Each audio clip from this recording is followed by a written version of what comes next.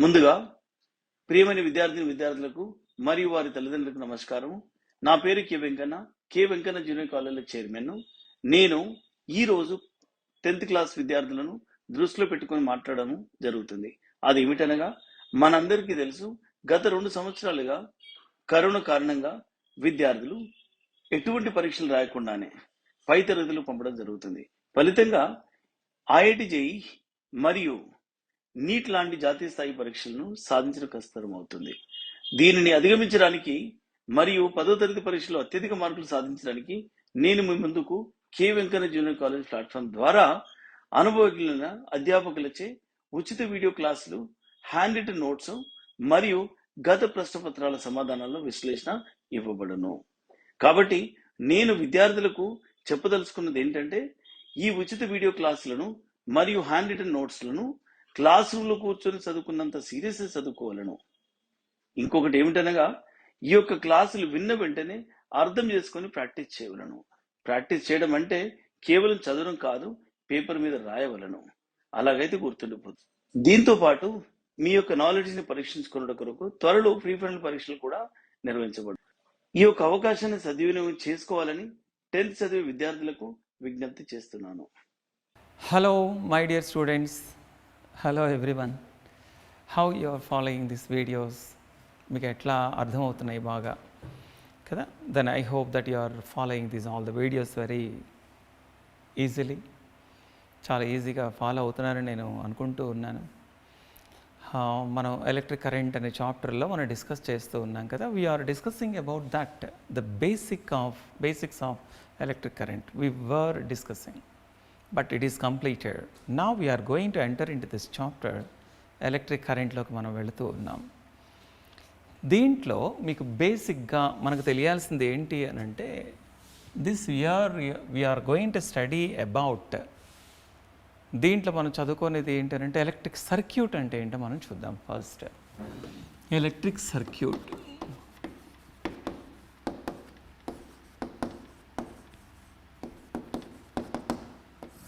Electric circuit అనగానే మీకు గుర్తువలసింది ఏంటంటే సర్క్యులేషన్ అనగానే సర్కిల్ అనేది అర్థం కాదు కదా. మీకు బాగా పేపర్ సర్క్యులేషన్ తెలుసు కదా, మీకు బాగా మంచి సర్కిల్ ఉంది అని అంటూ ఉంటాం కదా. మీ దగ్గర ఎంత మంచి సర్కిల్ ఉంది అని అంటే పర్ఫెక్ట్గా సర్కిల్ గీసుకొని ఉన్నారు అని అర్థమా? కాదు కదా.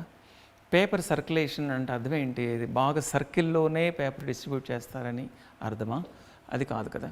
అట్లాగనే సర్క్యూట్ అంటే కూడా సర్కిల్ ఏం కాదు, అది that is a closed path.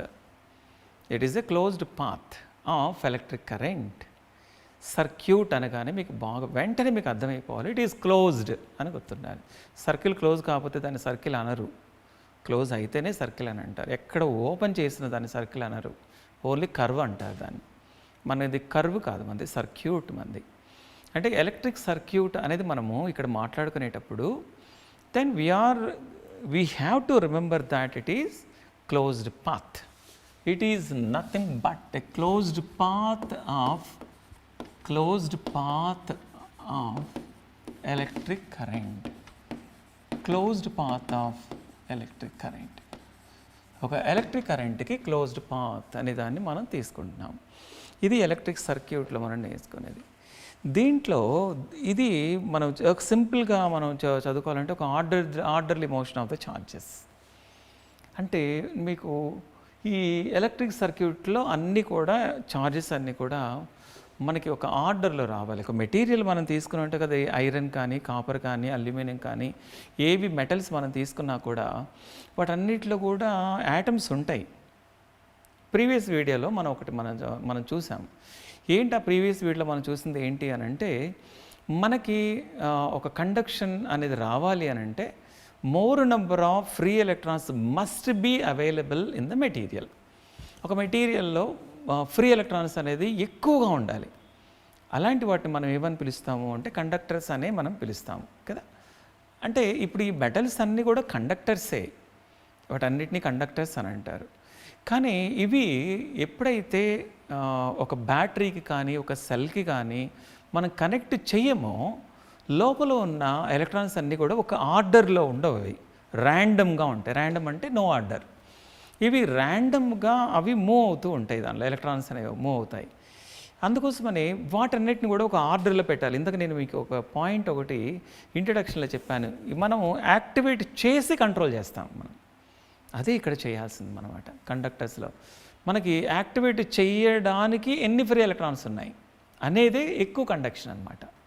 ఎక్కువగా యాక్టివేట్ చేస్తే ఎక్కువ ఫ్రీ ఎలక్ట్రాన్స్ వస్తాయి. ఈ ఫ్రీ ఎలక్ట్రాన్స్ ఎక్కువగా ఉంటే కండక్షన్ అనేది ఎక్కువగా ఉంటుంది. Conduction means what? Conduction means what? Transmission of energy without the movement of the particles of the material. ఒక మెటీరియల్లో పార్టికల్స్ ఏమీ మూవ్ అవ్వవు, ఛార్జెస్ మాత్రమే మూవ్ అవుతాయి, గుర్తుంచుకోవాలి. ఒక ఐరన్ కానీ కాపర్ కానీ అల్యూమినియం కానీ ఏవి తీసుకున్నా అది బ్యాటరీకి కానీ సెల్కి కానీ కనెక్ట్ చేసేటప్పుడు లోపల ఉన్న పార్టికల్స్ ఏమీ మూవ్ అవ్వవు. అవన్నీ కూడా ఎట్లాగా అవుతాయి అని అంటే ఛార్జెస్ని మాత్రమే అవి రిలీజ్ చేస్తూ ఉంటాయి ఒక యాటంలోంచి ఇంకొక యాటంలోకి. బాగా గుర్తుంచుకోవాలి. ఒక కాపర్ వైర్ని మనం తీసుకున్నట్టు, కాపర్ వైర్ అని అనుకుందాము, లోపల ఉన్న యాటమ్స్కి ఏం అవ్వవు, సర్ఫేస్ మీద ఉన్న యాటమ్స్, ఆ సర్ఫేస్ మీద ఉన్న ఆ ఎలక్ట్రాన్స్ అవి మాత్రమే సర్ఫేస్ మీద ఫ్లో అవుతుంది. ఎందుకని అంటే those are loosely bound to the atoms. ఈ మెటీరియల్కి అవి లూజ్గా బైండ్ అయ్యి ఫ్రీగా ఉంటాయి. ఎయిర్లోకి ఇదంతా సర్ఫేస్ అనేది ఎయిర్లోకి ఎక్స్పోజ్ అయింది కదా, ఈ free electrons are travelling over the surface of the material. అది గుర్తుంచుకోవాలి మీరు కదా. అలాంటి మెటీరియల్ మనం కండక్టర్స్ అని అంటాము. ఈ కండక్టర్స్ని యూజ్ చేసి మనము సర్క్యూట్లో ఒక పవర్ సోర్స్ని మనం తీసుకుంటాము. దీన్ని పవర్ సోర్స్ అని అంటారు, లేదా ఎనర్జీ సోర్స్ అని అంటాం. ఈ ఎనర్జీ సోర్స్ని మనకి పైన ఏం కనెక్ట్ చేస్తాము అని అంటే ఇది సోర్స్, ఇది పవర్ కన్జ్యూమర్ అంటే ఏది యూజ్ చేసుకుంటుంది. ఇవి రెండింటినీ కూడా మనం ఏం చేస్తామంటే కనెక్ట్ చేస్తాము. This is the circuit, this is electric circuit. Means what? An electric circuit is a closed path. Whenever it is a closed path, the current is traveling here like that. It is a closed path in which power source and power consumers are connected with conductors. ఇవి రెండు కూడా connect అయ్యి ఉంటాయన్నమాట. Power సోర్స్లో రెండు connect అయ్యి, ఇవి conducting materials, ఇవి దీంట్లో నుంచి ఇవి బయటకు వచ్చేస్తాయి. ఈ పవర్ సోర్స్ అవి అనేది మనకి సెల్ ఆర్ బ్యాటరీ అయ్యుండొచ్చు. రెండు ఒకటి కాదు.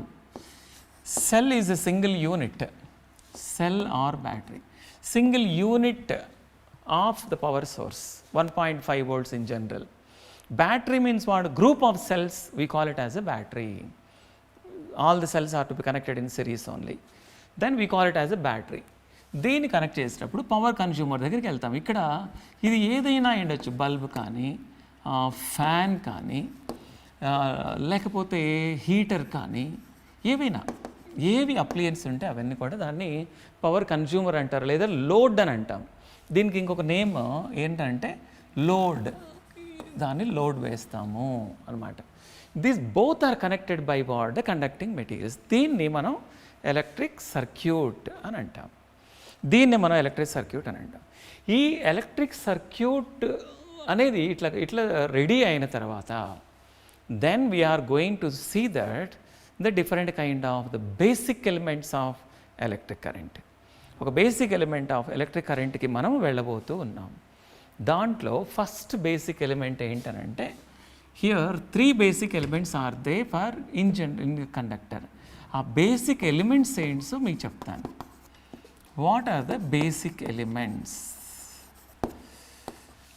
Of electric current? ఈ ఎలక్ట్రిక్ కరెంట్కి బేసిక్ ఎలిమెంట్స్ 3 ఉన్నాయి. ఒకటి ఎలక్ట్రిక్ కరెంట్, దీన్ని మనము ఎలక్ట్రిక్ కరెంట్ అని అంటాం. ఏమనంటాము? ఎలక్ట్రిక్ కరెంట్ అంటారు. దీన్నే మనము సింబాలికల్గా మనము క్యాపిటల్ ఐ కానీ ఆర్ స్మాల్ ఐ కానీ మనం యూజ్ చేస్తాం. Capital I or small I దాన్ని యూజ్ చేస్తాం. నెక్స్ట్ సెకండ్ వచ్చేసి దీంట్లో వోల్టేజ్ అన్నమాట. ఈ వోల్టేజ్కే డిఫరెంట్ నేమ్స్ యూజ్ చేస్తాం. ఒకటి పొటెన్షియల్ డిఫరెన్స్, ఏ పొటెన్షియల్ డిఫరెన్స్. Potential difference. దీన్ని సింపుల్గా పీడీ అంటారు. ఇది వోల్టేజ్. ఇది బి వచ్చేసి ఈఎంఎఫ్ అంటే electromotive force. Electromotive force F EMF. దీన్నే మనము సింపుల్గా ఈఎంఎఫ్ అంటాం.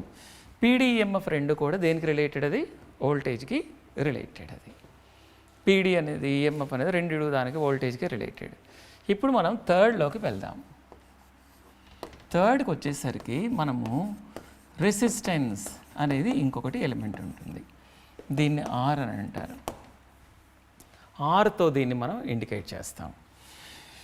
ఈ ఎలక్ట్రిక్ కరెంట్ ఇవన్నీ కూడా మనం ఒక్కొక్క టర్మ్స్ మనము డిస్కస్ చేసేటప్పుడు వాటిని ఏ యూనిట్స్ మనం యూజ్ చేస్తాము దాన్ని మెజర్ చేయడానికి, దానికి కావలసిన ఫ్యాక్టర్స్ ఏమున్నాయి, దానికి కావాల్సిన ఇన్స్ట్రుమెంట్స్ ఏమి యూజ్ చేస్తామో ఇవన్నీ కూడా దాంట్లో మనం డిస్కస్ చేస్తాం.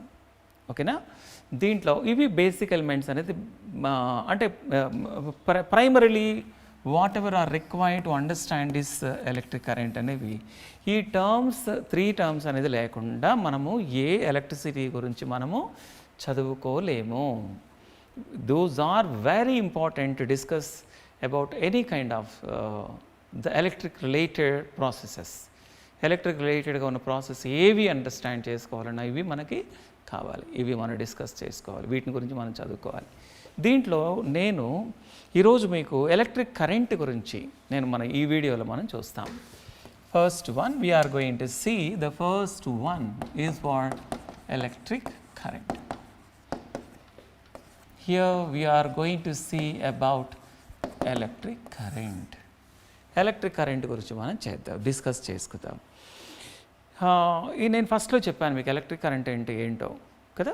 ఏంటది అని అంటే ఫ్లో ఆఫ్ charge.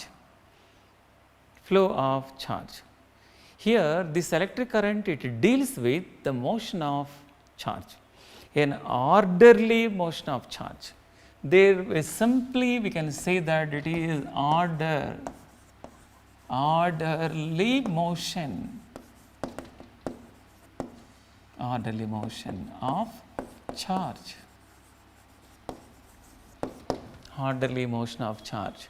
ఇది ఒక ఆర్డర్ ప్రకారం మనం తీసుకుంటే దీన్ని మనము డిఫైన్ చేయాలి అని అంటే దీనికి ఒక డెఫినేషన్ ఉంది అన్న. దీన్ని మనము ఒక డెఫినేషన్ నేను మీకు ఒక చిన్న కరెక్షన్ చెప్తాను. ఇక్కడ చాలామంది స్టూడెంట్ చేసే ఒక తప్పు ఏముంది అని అంటే ఈ ఐ దగ్గర ఏ రాస్తారు, రాయకండి. డెఫినేషన్ ఇట్ ఇస్, డెఫినేషన్ కాదు. That is definition. How can we define this amount of charge crossing any cross section of the conductor in 1 second. అంటే మనము amount of charge crossing, this is amount, here amount of charge crossing, amount of charge crossing, the cross section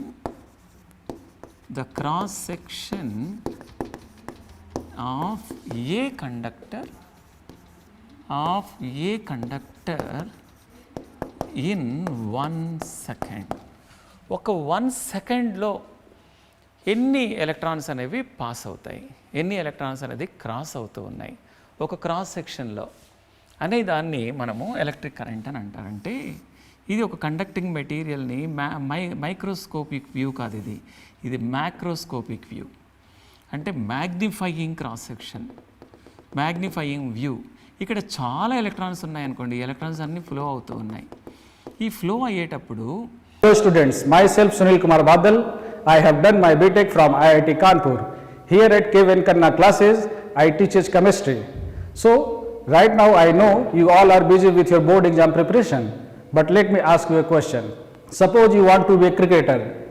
Who would you choose your coach? A cricketer or a wrestler? Answer is definitely cricketer. So, in the same way here, we are the group of IITians, NITian and doctor. So, if you really want to crack or get a seat into IIT, NIT or any top medical colleges, come here and join us. What are you waiting for? Thank you. How many electrons are crossing this cross section, దీన్ని cross section అని అంటాం. దీన్ని ఈ cross section ఎన్ని electrons ఒక్క సెకండ్లో travel చేస్తాయో, then we call that as what electric current. We call it as electric. Means the amount of charge crossing through the cross section in 1 second. How can we take that now? This already we have seen electric current is, it is denoted by I. దీన్ని I అనే మనం తీసుకుంటాం కదా, దాన్ని then we can take it as what? Rate of flow of charge. Rate of flow of charge. దీన్ని మనం ఇట్లాగా define చేయొచ్చు. సైన్స్లో గుర్తుంచుకోండి, ఫిజిక్స్లో రేట్ ఆఫ్ అనగానే మీకు ఏం గుర్తు రావాలి? బై టీ రావాలి. రేట్ ఆఫ్ అంటే ఏ రేట్ అంటే ఇది అనమాట. ఫ్లో ఆఫ్ ఛార్జ్ అంటే Q by T. I is equal to Q by T. దీంట్లో మనకి ఎస్ఐ యూనిట్లో మాత్రమే చూద్దాం. ఎస్ఐ యూనిట్లో ఏదైనా యూనిట్ ఒకటి రాయాలి అని అంటే మనకి ఫార్ములా అనేది ఇంపార్టెంట్ ఇక్కడ. అంటే దీంట్లో మనము ఐ అనేదాన్ని మనము యాంపియర్స్లో మెజర్ చేస్తాం. ఎస్ఐ యూనిట్ అంటే యాంపియర్. యాంపియర్ అని అంటే దీన్ని సింపుల్ టర్మ్స్లో యాంప్ అని రాస్తాం. క్యాపిటల్ లెటర్లో మనం రాయాలంటే ఏ అని రాస్తాం. ఈ యాంపియర్ అనేది ఎస్ఐ యూనిట్ అనమాట. దీన్ని యాంపియర్ అంటాము. ఇది ఒక సైంటిస్ట్ నేమ్, అది ఆ నేమ్ బేస్ చేసుకొని మనం పెట్టాం. ఈజ్ ఈక్వల్ టు క్యూ అంటే ఏంటి? క్యూని మనము కూలమ్స్లో మెజర్ చేస్తాం. కూలం బై టైమ్. టైం అంటే దీంట్లో సెకండ్ అని తీసుకుంటాం. This is second. Then this how can we write here?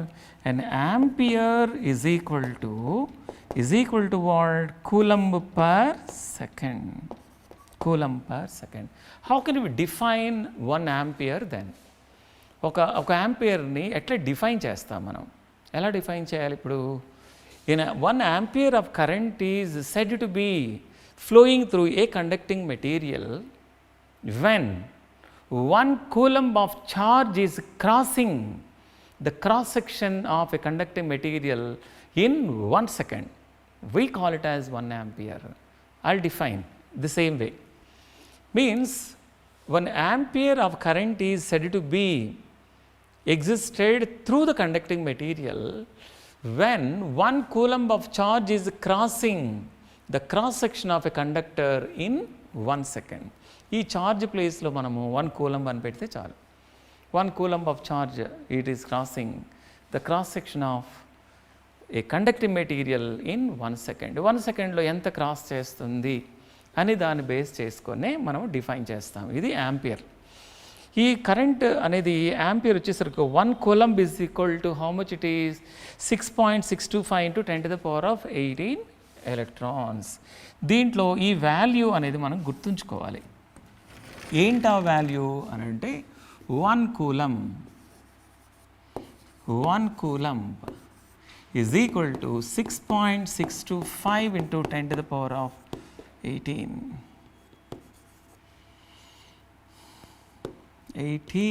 electrons charge. 6.625.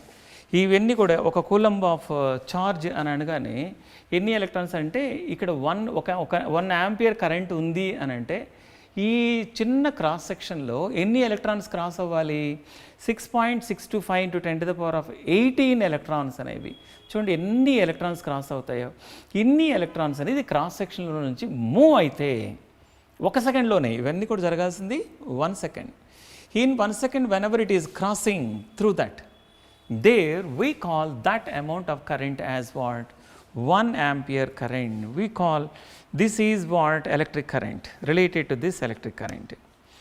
And what device is used to measure this? దీంట్లో ఈ కరెంట్ని, ఎలక్ట్రిక్ కరెంట్ని మెజర్ చేయడానికి, ఇది యాంపియర్స్ కదా, మనం డివైస్ ఏం యూజ్ చేస్తాం ఇక్కడ? What device you are using here means we have to take it as what? Ampere meter. Ampere meter. Ampere meter అన్న అనొచ్చు, లేదా దీన్ని సింపుల్గా ammeter అని అంటారు. Ammeter. We have to call it as ammeter.